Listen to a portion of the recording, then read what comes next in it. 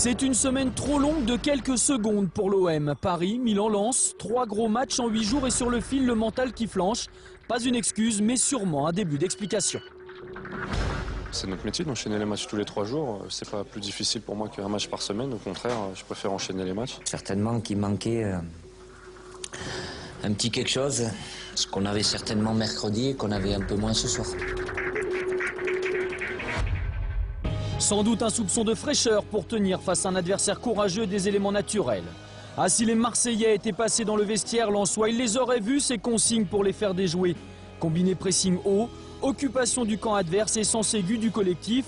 Simple sûrement, mais diaboliquement efficace.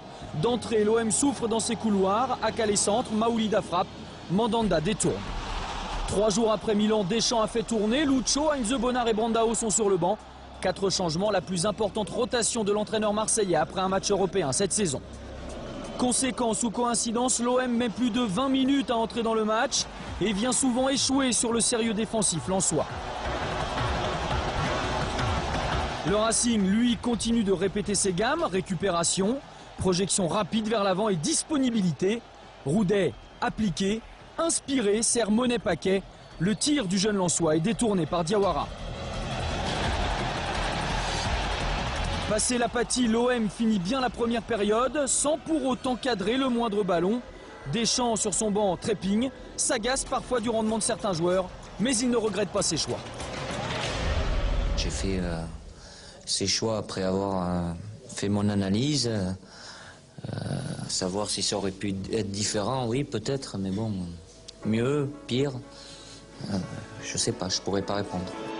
D'autant que les 11 mêmes joueurs dominent le début de deuxième mi-temps. Avec un Nyang plus inspiré, Marseille se crée enfin des occasions, mais l'attaquant marseillais voit sa frappe détournée par un excellent Rougnier.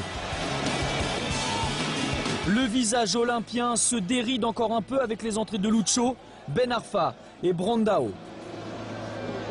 L'effet est immédiat, la disponibilité, la capacité à orienter le jeu de Lucho se conjugue à l'impact de Brandao dans la surface. Chérou échoue face à Rougneux. Marseille ne marque pas, l'idée qu'un point pris à Bollaert est un bon résultat fait son chemin. Certaines fois, si on ne peut pas le gagner parce qu'on n'a pas réussi à marquer, ben on fait match nul. Un nul que Mandanda fait tout pour préserver. Le gardien marseillais repousse un pénalty de Demont. Mandanda bien inspiré, mais le Lensois a sans doute été gourmand. Je pense que je fais une erreur de le tirer là, parce que c'est moi qui subis la faute et je pense que c'est mieux de laisser quelqu'un de plus concentré sur ce coup-là.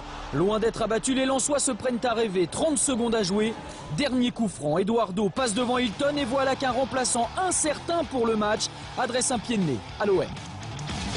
Il faut être toujours bien concentré. De temps en temps, le mec qui sont sur le banc, de temps en temps décide le match. Aujourd'hui, c'est passé comme ça. Une différence que les remplaçants marseillais n'auront pas su faire, décrochage physique, mental. Cette semaine trop longue de quelques secondes laisse l'OM amer. Le programme des jours à venir, plus light, doit aider à préparer au mieux le déplacement à Nice et la réception du Real.